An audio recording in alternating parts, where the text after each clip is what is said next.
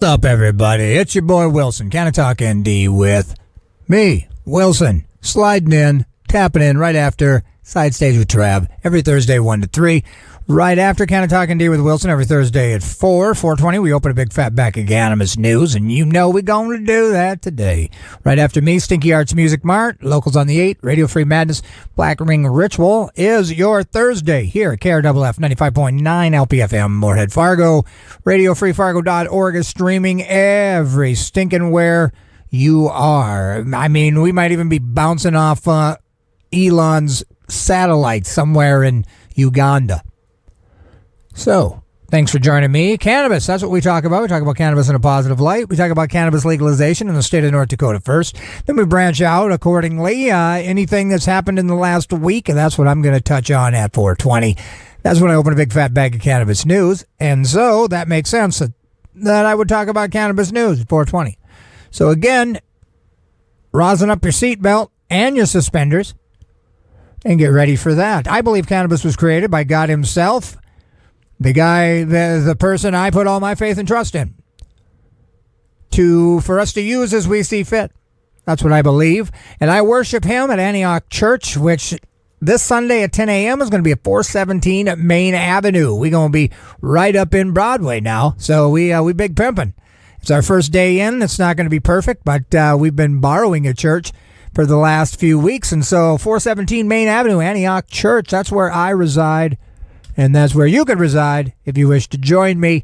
Again, strap on your resin-soaked seatbelts. We're going to get this kind of talking to you with Wilson rolling. This show is brought to you by Black Cottage Alchemy. Black Cottage Alchemy is made with kosher full-spectrum CBD, North Dakota-grown hemp seed oil, 1,600 mgs of the CBD. We got a bunch of other stuff in there. Go down to Tochi Products, tell Joe Wilson sent you, and you're looking for the body butter, and he will take care of you. Now, while you're in there, you think, hey, there's another petition. I'm sick of signing petitions. Hey, don't get faint at heart. We got to keep signing. Because one of these days we'll get all of them filled and it'll happen. If we just get discouraged and we stop signing because we've already signed 6 of them, well, what about the 7th one? The 7th one might be the one. And then you gave up. We can't give up. Sign everything that has to do with cannabis legalization. And don't not sign if you're a Tochi, or let me tell you where else you can stink and sign here while I'm talking about it. Again, it's New Approach North Dakota. They've got a legalization measure that's being pushed. They've got until July to get, I think 15,000 signatures. In Bismarck, you can go to Puff and Stuff. That's in Mandan, Fargo, West Fargo. You got Sports Vape, E-Cig City, Tochi Products, Thunder Coffee, Grand Forks Discontent. And I will let you know when those businesses expand, because if they don't, that's just lame. So I know there will be more businesses where you can go and sign, and I'll keep you posted. I got this newsletter just yesterday. It says, great news. We've been petitioning for less than 3 weeks. We are officially over the 2,000 signature hurdle, more than 10% of the way to our goal. We've got a lot more work ahead. I mean, a 1-year-old can tell you got more work ahead, but we're off to a great start. Now, that's not as clear, to be honest with you. I mean, you say you're off to a great start. I say you're not. Who's right? Nobody knows. It's pretty vague. However, that sounds good. 2,000 sounds good. However, July, you know what I mean? You got May, June, July. So let's say for fun, we need 19,000. Let's say 18,000 for 3 months. May, June, July. And I don't even know if it's at the end of July. It might even be the middle of July. So just for fun, and I'll be short, we'll go May, June, July, 6,000 each one to make 18. We're at the 12th of May and we're at 2,000. So I don't know. I mean, are you off to a great start? Because you need 4,000 more before the end of May. And I suck at math. I'm just a drug addict saved by grace. I know nothing about math. I have a degree in occupational therapy, and I graduated at the top of my class because they did not expect you to take any math courses. It's the only reason why I'm an occupational therapist, people. Well, now I'm a cleaner, but I do have a degree in it, and I did it for 18 years. Nobody cares. Canna-Talk ND with Wilson every Thursday, 95.9 LPFM, RadioFreeFargo.org. We are in the building. I'm going to talk about cannabis until, well, maybe about 10 till, because this is the last Thursday that I'm going to have to jump out of here early. So you can expect me to stay until the end, which I haven't been able to the last few days because, again, we're doing church on Thursday. I have a job. I have a life. And so it just compounds Thursday to such a tight restriction. But anyway, new approach, North Dakota. That's what's happening. It's a standard cannabis legalization measure, except it's got a 3-plant growing maximum minimum, which is awesome. But again, I don't see that making it through legislation. It's kind of just like a carrot dangle. Like you go, all right. But realistically, I mean, if we manage to even be able to grow, say, 1 plant, that'll be pretty awesome because I've got the closet for it. But again, Canna-Talk ND with Wilson right after Side Stage with Trav, 1 to 3. Right after me, Stinky Arts Music Mart. I believe he'll be in today. I haven't checked Discord because I suck. But I would imagine he would be in here. If he's not, I'm wrong. Locals on the 8, Radio Free Madness, Black Ring Ritual wraps up your Thursday. Again, don't blow off the other days. There's good stuff there as well. Let me tell you about Talk Music Venue while we're talking about stuff. Friday, May 13th, Slimes Excalibur Tour, Talk Music Venue. Check it out. Friday, May 13th. Semi-Charmed Hero Live, June 29th, Wednesday. That's also Talk Music Venue. I am in great spirits. I hope everybody's enjoying this phenomenal weather that we're having. It is beautiful, and my chi and my vibe and my mental stability, everything is happy because the weather is better. And I hope everybody is feeling the same way too. I'm going to jump into some music here because that's what we do here. This is brand new by Taj Mahal and Ry Cooder. They do a folk Legends version of stuff, and the print's too small for me to read, so I'm not going to, but this is the Midnight Special, brand new, Taj Mahal, Ry Cooder. Check it out. Well, yeehaw! That was the Midnight Special, Taj Mahal and Ry Cooder. That's spelled with a D, not a T. Get your mind out of the gutter. Radio Free Fargo 95.9 LPFM. Canna-Talk ND with Wilson. That's what you guys are strapped into. We're going to talk about cannabis in a positive light. We're going to talk about cannabis legalization in North Dakota and everywhere else I feel like it. 420. I'm going to open a big fat bag of cannabis news, so stay tuned for that. I'm going to play some more music and tell you about Rough Cut Social. Programming on KRFF 95.9 LPFM is being underwritten by Rough Cut Social. They are Fargo's ultimate entertainment destination for axe throwing. Enjoy fun with family and friends, a stellar team building excursion, or book your party. Rough Cut comes complete with a full beer, wine, and soda bar for your perfect time out. They're located at 1100 NP Avenue, Suite 102 in Fargo. Check out roughcutsocial.com for more info. And like I said, nothing goes better than throwing sharpened heavy axes like beer, wine, and soda. So again, thank you, Rough Cut Social, for underwriting Canna-Talk ND with Wilson. Again, Black Cottage Alchemy is sponsoring this show. BlackCottageAlchemy.com, Black Cottage Alchemy on Facebook, and aforementioned Tochi products as well. Shout out Joe. And we're doing the thing. So, what we're going to talk about, new approach, North Dakota, again, is the cannabis legalization measure that's been cleared by Al Yeager. I know, I can't believe he's still alive either. He's the Secretary of the State. He made sure all the signatures and everything, all the T's and the I's and the B's and the E's were taken care of. And I can tell you by living downtown that there's definitely people out there with their little clipboards and their cannabis leaf taped to the back. Bless your heart. I have it under amazing. I got it under confidence or assurance. Basically, I know that the mayor's son has signed the petition for legalization. Whatever that means, it's good news. And I'd like to think I'm the second guy who signed it downtown, but I probably haven't. But again, I don't want anybody to get discouraged again. I mean, there's been a lot of attempts for cannabis legalization. In one of the, most conservative, dogmatic, get your life together legislators when it comes to cannabis, because they're just stuck in their old ways. And sadly, the old ways is booze and tobacco. And so that's not great, especially when we get into 420 here. When I open a big fat bag of cannabis news, we're going to see that cannabis is outselling everywhere in legal states. Booze and tobacco consecutively running. I mean, if you could buy cannabis, you're going to do it. A lot of times, again, tobacco and booze, not the best alternative. Fentanyl, not the best alternative. But cannabis is so hard to come by. It's stinky. It's hard to transport. Meanwhile, you can put a little tiny little thing next to something and you make it bank. It don't smell. It's hard to detect.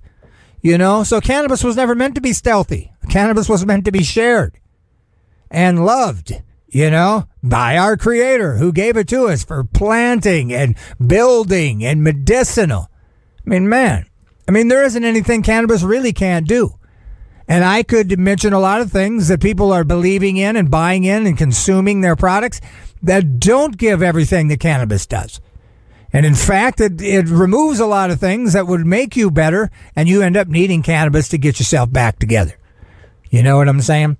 So anyway, maybe I'll read this here. This is from High Times. U.S. overdose death total record, 107,000 people died of OD'd. I didn't say that right. OD'd, Spody-Odie, Lody-Dody, Kiss the Toady. U.S. overdose deaths, we're going to try it again. Total record, 107,000 last year. Deaths caused by drug overdoses spiked to more than 107,000 a year, marked by the continuation of the coronavirus pandemic and a rise in fatal overdoses linked to synthetic opioids such as fentanyl, which people argue was created by the Chinese government.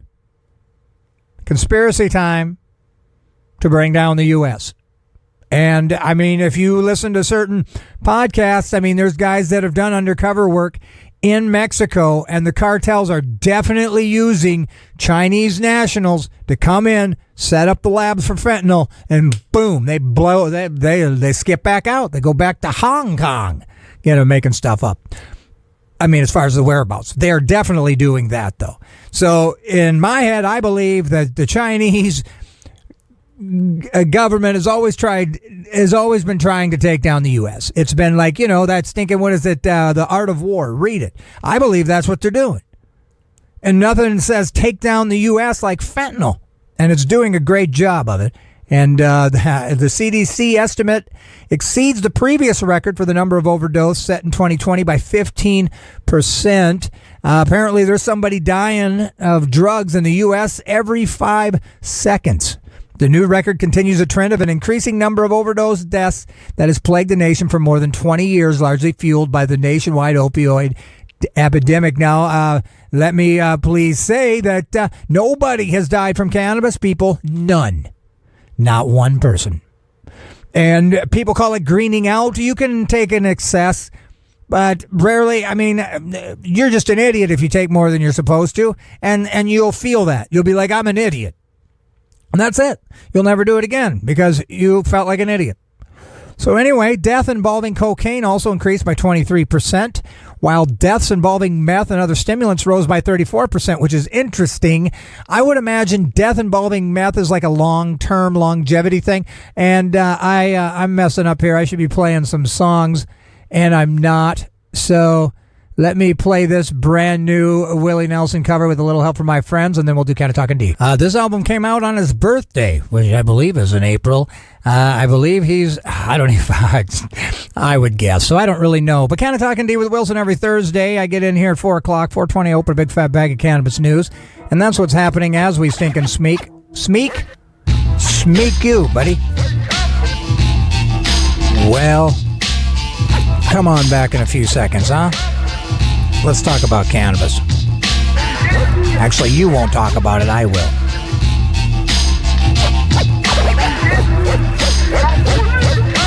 Blah, blah, blah, blah, blah, blah, blah, blah. We'll go ahead and just stop it right there. Hello, everybody. Welcome to Canna-Talk ND with Wilson. I'm your boy, Wilson, and we're going to talk about, I got a little carried away with this overdose stats. I'm going to probably go through it a little more here, but I talk about cannabis legalization, and cannabis legalization, like I said, in all the states that cannabis has been legalized, has outsold booze and tobacco for the last 6, 7, 8 months. Illinois has consistently outsold booze and tobacco, which means more people are utilizing cannabis than the other two aforementioned substances, which are horrible. Just imagine all the health-related issues that come from tobacco.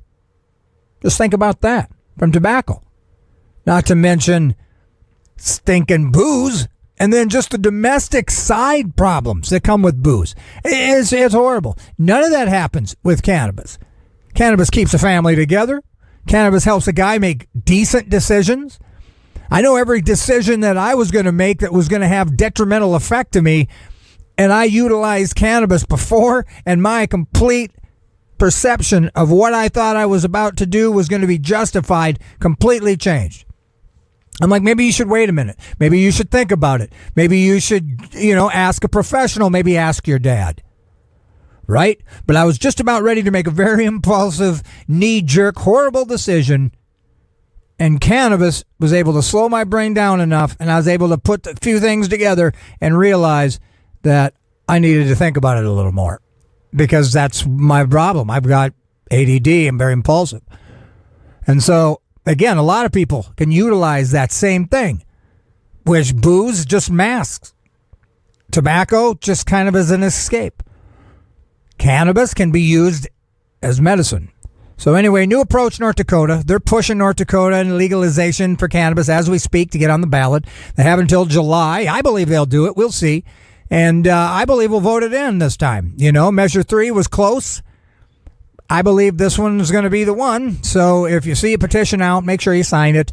And we'll get to talking about cannabis here now. Let's see here what we got here. Is cannabis, this is from MaryJane.com, cannabis actually helps reduce fatigue, says researchers. A new study reports that cannabis can boost energy and reduce fatigue, further dispelling the myth of the lazy, unproductive stoner. I would argue that, here's the thing. Biblically, the curse of the man, the whole Adam and Eve thing, the curse of the man was that he had to work and labor and toil to make his way, and it was going to be the torture of labor. Nobody wants to work. Laziness is the curse of the man, not cannabis. That's just my opinion. But I would also say that if you're lazy and you were born lazy, you, my friend, have no business hanging out with cannabis because you lazy. And it may help you stay lazier. So a smart guy would say, you know what, maybe I shouldn't hang out with things that make me lazier than I already am. In a new study published in the Medical Cannabis and Cannabinoids Journal, researchers from the U of New Mexico described how they use crowdsourced data. The researchers became interested in this topic after noting that patients diagnosed with cancer, MS, or Parkinson's often reported increased energy levels after using medical cannabis. So we'll just stick right with that and keep cruising. I wanted to tell you this, MaryJane.com, tornado demolishes weed farm in Oklahoma and news station catches it on camera. And that's the thing. You can Google it. Just Google tornado destroys cannabis farm near Maud, M-A-U-D, Oklahoma. And it's a medical cannabis farm in Oklahoma, and they were on hand. I don't know if they were shopping there or what. What were they doing there? Last week, a storm front spawned several tornadoes. Hold on one second. Hey. Excuse me. Destroying almost every one of the 50 greenhouses on site. Miraculously, no one was injured by the devastation, but the farm owners estimate that nearly $95,000 worth of cannabis plants were destroyed. Some plants did survive the destruction, but now that the greenhouse that used to protect them are so heavily damaged, they are not expected to survive the elements. This is the first season of the year, so now that the plants are exposed to the weather like this, they're wasted, not good, no mo. I'm still in shock, says the farm employee. I haven't fully wrapped my brain around it. The Oklahoma Medical Cannabis Authority said that it dispatched agents to the farm to survey the damage and ensure that none of the surviving weed plants are stolen. Tornado also flipped over and destroyed several mobile homes that belonged to employees who were living on the property. So I'm glad everybody is alive. The farm was just kicking off its second full business season, and its owners are not certain how they will survive the tragedy. So, although the disaster may amount to a total loss for this one business, Oklahoma's overall supply of cannabis is not likely to suffer. States' relaxed medical cannabis laws allowed the local weed industry to grow exponentially. As of last year, the state had over 8,500 licensed cultivators and nearly 2,500 dispensaries. That's 56 dispensaries for every 100,000 citizens. More than any other state. Shout out Oklahoma. Now let's talk about this. This is also from MaryJane.com. Thai government will give out 1 million free cannabis plants next month. That's right. I said it. Thai government will give out 1 million free cannabis plants next month. Starting June 9, every Thai household will be allowed to grow as many hemp plants they wish as long as they are for medical use only. Thai Public Health Minister Anutin Charnvirakul has just announced plans to hand out 1 million free plants to celebrate the legalization of personal cannabis cultivation and use next month. Starting on June 9, each and every Thai citizen will be allowed to grow as many as they wish. Anutin said in a recent social media post, home growers are required to notify their local authorities that they intend to grow it at home, but they don't need to apply for official government. So I suppose just text somebody. Under the new regulations, literally anyone will be allowed to launch their own cannabis-related business and sell their wares anywhere in the country. Small businesses do not need to register with the government or pay for expensive business license. But I'm digging Thailand, feel me? But larger cannabis companies must apply for a license from the Thai Food and Drug Administration, of course. This will enable people in the government to generate more than 10 billion baht per year, which is 0.101300130 Bitcoin. Meanwhile, people can showcase their cannabis and hemp-related products and wisdom and sell their products nationwide. There's one important catch, though. Oh, here we go. The government has only authorized the cultivation, use, and sale of cannabis with less than 0.2 THC content. Anyone caught selling high THC cannabis can still be arrested, sent to prison for years. Technically, the new law also prohibits home cultivators from growing pot for rec use, but Anutin has not announced whether authorities will actually be barging into people's homes to test the THC content of their homegrown bud, which is good news. The decrim and delisting are more for household growers, people who aren't looking to use the plant, but rather for personal consumption. Thai officials envision a future where citizens will be able to grow their own cannabis for medicinal use or sell it to tourists looking to chill with a CBD-infused cocktail. And while the government has made it clear that it intends to enforce prohibition of rec, it is unclear if local cops intend to continue arresting citizens who are caught with high THC buds. So, anyway, listen to this. Government officials legalized hemp-infused foods and drinks in 2020 and are now mulling the possibility of creating special cannabis sandbox zones for tourists. That's hilarious. Okay, now let's just keep cruising along, huh? So nobody knows this because, I don't even know who's listening, so somebody may. But a couple of weeks ago, my parents dropped the bombshell on us that the Lord had been speaking to their heart, and that they. And I've been a preacher's kid my whole life, and a pastor's kid for 12, 15 years as well. So these guys, my parents are pretty submersed into it. But they'd retired, gave up the church, and now they decided God wants them to go to Ecuador. So my dad is in Ecuador as we speak, and he's getting a lay of the land. And in fact, Sunday they're jumping out of a car, closing off an alley, and my dad with an interpreter is going to be rocking the preaching. So that's going to be wild. So my dad's in Ecuador, my family. So I'll, who knows? I'll at the very least visit, but maybe I'll go to Ecuador too. They got great coffee. But this is the article. Is recreational cannabis reform coming to Ecuador? Peaceful marchers in Ecuador demand, and like I said, if I'm going to move there, I'd like these guys to get all these, these things, all these wrinkles ironed out before I get there. Peaceful marchers in Ecuador demanded that cannabis for rec purpose should be made legal in their country. About 500 people staged a peaceful march through Quito. That's where Dad flew in. I think Dad left Quito this morning, the capital of Ecuador, last week, demanding that authorities decrim cannabis. Many attendees at the march were smoking cannabis openly. That's a good sign, because if my parents are moving to a place, I would hope that they'd move to a place where it says attendees were smoking cannabis openly. This is an act of courage, no matter where you are on the planet, not to mention a dangerous proposition anywhere. Even as a patient, as a pro-legalization demonstrator in Melbourne found out recently. In Ecuador, possession of up to 10 Gs has been decrimmed, although authorities can charge one with a crime if found with even 1 gram of cannabis.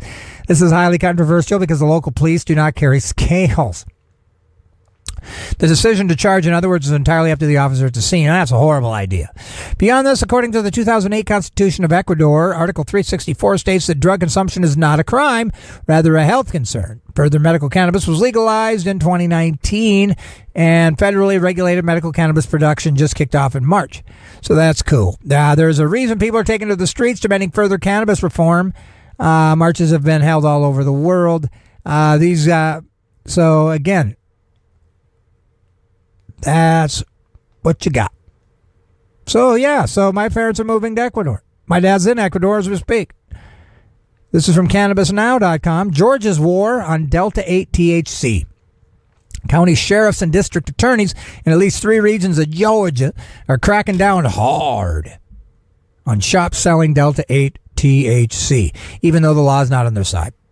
Leah Ann Leducki was picking up her kids from the school on the afternoon of March 4th When she heard the police had paid her business a visit while she was out, LeDuc is the sales manager of the Shop, that's with 2 P's and 1 E, a vape supply and CBD store in Fort Oglethorpe, Georgia. In addition to CBD oil and tinctures, vape, batteries, and juices, the Shop also stocked products containing Delta-8, an increasingly common and somewhat controversial cannabinoid. And we all know about Delta-8 here in the state of North Dakota. So, and since you can buy it online and at smoke shops, it's a high similar to the federal legally cannabis Delta-9. So you can imagine that Delta-8 is very unpopular with law enforcement. So, and in at least 3 jurisdictions in Georgia, local sheriff's offices and district attorneys have appeared to have launched an all-out assault on Delta-8, despite state and federal laws allowing the drug. It all adds up to what increasingly looks like a desperate last-ditch war on drugs in Georgia before nationwide legalization. Even a state judge worries our rogue law enforcement officials. Oh, man, especially in states like North Dakota, straight up rogue, y'all. Upon her return to work, LeDuc discovered a letter left from a detective. The communication signed by the Catoosa County informed her that state reps had purchased items from the store and had them tested, and they contained a significant level of Delta-9. It's your responsibility to know what you're selling and what it contains when I'm telling you, especially when I'm telling you it's a violation of Georgia law. We already have the evidence needed to move forward with prosecution and seizures, so puzzled and upset, LeDuc went to the sheriff's office to sort things out. They had certificates of authentication, were well within state limits, which say anything derived from hemp or less is legal to sell, 0.3. They were told that the county has an ongoing problem with people actively overdosing on cannabis, which isn't true. The sheriff's office had purchased products from the shop and sent them off for their own testing, and they test higher than the Georgia law allowed. Who didn't believe a word of what she heard? And I don't either. I mean, are people still trusting cops? I mean, just a question. We asked for proof on what was purchased that day, and we were refused, of course. We were also offered COAs for our products, and we're told that ours do not matter because they tested our products. The Catoosa Sheriff's Office didn't return a call. The shop is one of several stores in at least 3 Georgia jurisdictions to the Delta-8 crackdown. Now, in North Dakota, Governor Dougie didn't veto the illegality of Delta-8. But since a lot of stores in North Dakota had all kinds of inventory of Delta-8, they rose a stink, they got a lawyer, and they're suing the state of North Dakota for, and it's my understanding that because there's a suing going on, that illegality of Delta-8 has been suspended until the resolving of the lawsuit. And I don't know if the lawsuit's been resolved. I don't know, but it seems to me like you can still kind of get Delta-8 here in North Dakota, I think, because of these kind of legal issues. The vast majority, if not 90% of the DAs and sheriffs and chiefs have recognized that Delta-8 is in fact lawful. What's happening, he says, is that a couple of rogue DAs have taken it upon themselves to declare Delta-8 unlawful and then move to take enforcement action. Ralston has a theory on why this is ramping up now. You have the reinvention of reefer madness here in Georgia. Ralston noted that 2022 is an election year and conservative sheriffs up for re-election may be trolling for a wedge issue. So far, without showing any proof that children have been accessing Delta-8 products. Now, if a youngster can get tobacco, they can get Delta-8. I just would argue that it's not going to do them. Maybe there's some synthetic junk. Again, I'm not a huge fan of Delta-8, but I don't know. Anyway, Patsy Austin, the DA in Gwinnett County, declared in January that selling Delta-8 was a felony and tried to enforce a county-wide ban, staging at least 2 raids, filing felony charges against at least 1 individual, seizing millions of dollars worth of product. 2 local vape shops sued to stop her. This is crazy. So the legality of Delta-8 in Georgia may ultimately hinge on a judge's order. In the meantime, they've declared products okay if they're not food products, meaning anyone selling Delta gummies, possibly the drug's most popular form, is still at risk. So the war on drugs continues in Georgia. Shout out, Georgia. Keep the peace. Now, cannabis moment.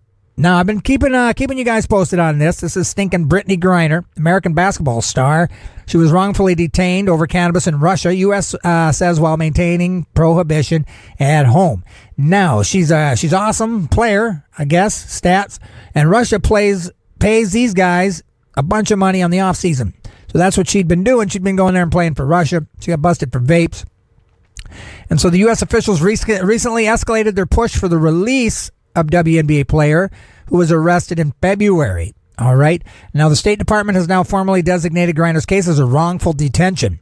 The Russian charge itself is still consistent with the U.S.-owned federal laws prohibiting cannabis, an offense that could similarly result in a conviction incarceration in the American athlete's home country. I would imagine she would still be cool with doing it here, though, instead of Russia. The department didn't necessarily say that they escalated the designation because they believe a person shouldn't be incarcerated over cannabis. But the new wrongfully detained classification means that the U.S. is taking the position that the legal proceeding is unjust, and officials will be stepping up negotiations for her release. There will be no change, of course, to the fact that we are going to do everything we can to provide appropriate support to Ms. Griner, to her family. So, that is interesting, isn't it? Now, this is going to be fun. This is from International High Life. The title of this article says, man arrested for cannabis vending machine outside his house almost made $3 million in 4 years. Now, I know you got a bunch of questions on it all of a sudden. How does a guy have a cannabis vending machine outside his house and not get in trouble?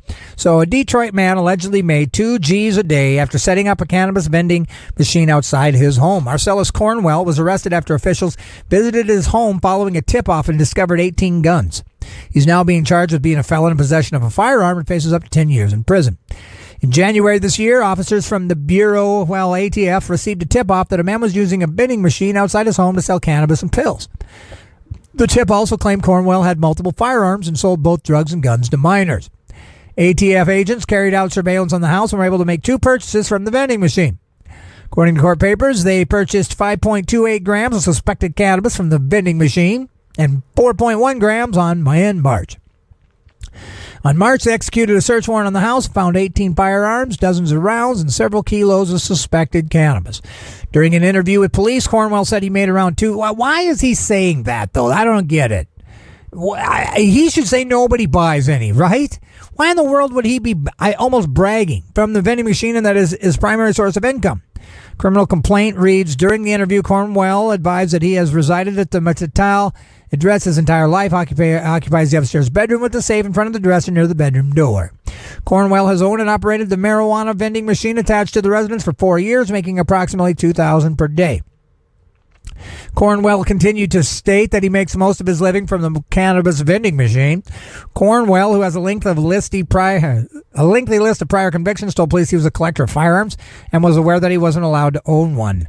Cornwell has been released on a $10,000 bond, has been issued with various other restrictions, including a ban on operating the vending machine. Oh, boy. Jonathan J.C. Gray said, whether it's snacks that you're thinking of having installed in your home or on the side of your home with a vending machine, just don't do it. This is a unique case. It's been brought to the court's attention, and the court is concerned about the ease with which you allegedly provided narcotics for others. He's scheduled to go back. It was all over the news yesterday. You can check out the news report below. That is hilarious, isn't it? Canna-Talk ND with Wilson. Every Thursday I get in here at 4 o'clock, 4:20, open a big fat bag of cannabis news, and I ram a bunch of news into you till about 4:45, but again, I got to shoot out a little early, so I'm going to wrap things up here a little sooner than I normally do, just so I can jump out of here. I'm going to play you stinking a couple more brand new Willies, of course, and then I will get out of here. So, let's see.